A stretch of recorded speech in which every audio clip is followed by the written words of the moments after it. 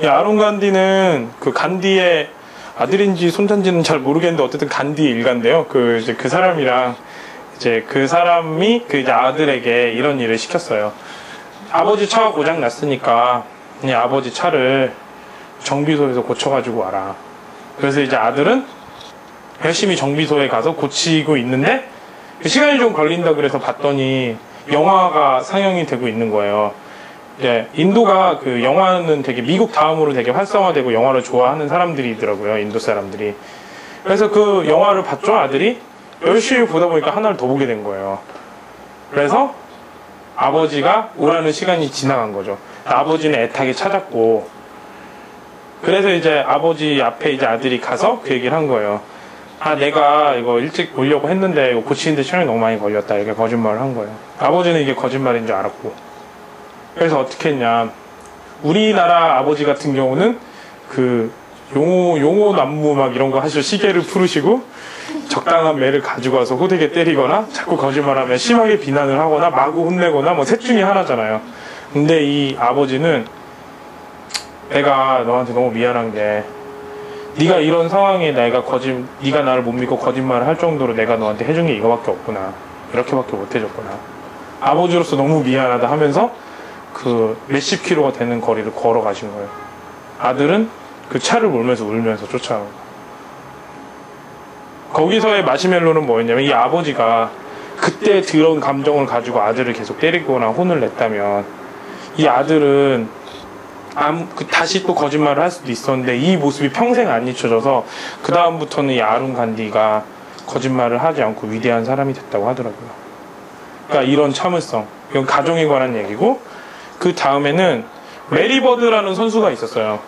이 선수는 정말 형편없는 점프력과 형편없기보다는 최고인 게 아무것도 없었어요. 빠르지도 않았고, 그 다음에 뭐 운동신경이 뛰어나거나 그렇다고 머리가 너무 많이 좋거나 이런 것도 아니었고 그냥 아주 평범한 일반 사람이었거든요. NBA 선수로 성공할 수 없는. 근데 하지만 이 사람은 최고의 슈터인 거예요. 슈터. 특히 이 사람의 특징이 뭐냐면 결정적인 순간에 항상 이거 골을 집어넣어요. 그래서 미국에서 백인 역사상 가장 훌륭한 농구 선수였거든요. 매직 존슨하고 서로 같이 자웅을 가리는. 얘는 특징이 뭐였냐면 그 레리 버드는 경기 시작하기 전에 그라운드를 계속 공을 튀기면서 돌아다녀요. 그라운드가 평평해 보이긴 하지만 약간의, 이것도 어차피 시설이다 보니까 약간 어디는 들어간 부분도 있고 어디는 튀어나온 부분도 있고 어디는 미끄러운 부분도 있잖아요. 근데 이 사람은 경기하기 전에 한두 시간 동안 매일 공을 튀겼대요. 돌아다니면서 곳곳. 그러다 보니까 그 결정적인 순간에 그게 빛을 발하잖아. 아, 여기서 내가 슛을 쏴보고 드리블을 해보니까 이런 느낌이었구나. 이 느낌 하나하나까지 기억을 했으니까 그렇게 하고 이 사람은 성공해서 계속 그렇게 했다고 하더라고요. 하지만 얼마나 그게 귀찮겠어요. 한두 시간 동안. 하지만 이걸 꼭 해내서 그런 마시멜로가 있기 때문에 이런 위대한 사람이 됐다고 하더라고요. 그 다음에 제가 제일 좋아했던 사람은 이 호르헤 포사다라는 사람인데, 이 사람이 원래 이제 그 한 왼손잡이, 뭐 오른손잡이인지 왼손잡이인지 모르겠는데 오른손잡이라고 가정을 하면 오른손잡이 타자였대요. 그래서 계속 이제 타격을 하다가 어느 날 아버지가 너 이제 왼손으로도 한번 쳐봐라. 그러니까 아빠 왜 왼손으로 치라고 하냐고. 넌 앞으로 왼손으로만 치라고 하는 거예요. 그러니 타율이 막 3할 정도 되는 애가 1할도 안 되겠죠. 아, 자기 싫다고. 너는 그렇게 해야 성공을 한다고 해서 결국 계속 왼손으로만 치게 된 거예요. 오른손잡이인데. 그러다가 이제 다시 타율이 올라와서 오른손하고 엇비슷한 사람이 된 거예요. 그러니까 이제 스위치 타자가 되겠죠. 원래 왼손 투수에게는 왼손이 약하고 뭐 그런 징크스가 있는데 그 스위치 타자가 된 거예요. 그리고 또 아버지가 그게 끝나자마자 넌 이제 포수를 해라. 포수는 가장 인기 없는 포지션이라고 하거든요. 그래서 결국 다른 거 재밌는 거 하다가 또 아버지 말을 듣고 포수를 하게 된 거예요. 얼마나 많은 훈련을 했겠어요. 근데 결국 이 사람이 대단한 게 포수에는 경쟁자가, 포수의 스위치 히터는 메이저리그에서도 많지 않은 거예요. 그래서 결국 이 사람은 승승장구하고 끝까지 많은 기록들도 갖고 많은 연봉을 받게 됐더라고요. 하고 우리가 그거 같았고, 우리가 뭐 프로그램을 하는 사람한테 마케팅을 하게도, 마케팅 공부하게도 하고 경영을 공부하게도 하는 게 이런 호르헤 포사다 같은 사람을 만들기 위해서 그런 것 같아요. 그리고 이제 많은 걸 알게 되면, 여러 가지 분야를 알게 되면 보는 눈이 틀려질 수밖에 없거든요. 처음에는 자기가 하는 분야 말고 다른 분야를 봤을 때는 잘 받아들여지지도 않고 내가 가지고 있던 선입견에 부딪혀가지고 이런 정보들이 잘 들어오지 않는데 이런 것들이 이제 하나하나 보이기 시작을 하면 엄청난 창의력과 엄청난 능력이 생기더라고요. 그러니까 그런 과정들 제일 처음에는 받아들이기 어렵고 또 받아들이면서 열심히 공부하려고 하다 보면 좀 낯선 단어들 이런 것들이 많은데 이런 것들은 이제 호르의 포사다 이야기를 생각하면서 하시면 될 것 같아요. 그래서 이제 그 미래의 성공은 제가 이제 자주 옛날 강의에도 말씀드렸듯이 과거에 내가 뭘 했느냐가 중요한 게 아니고 지금 내가 무엇을 할 것인지에 달려있다.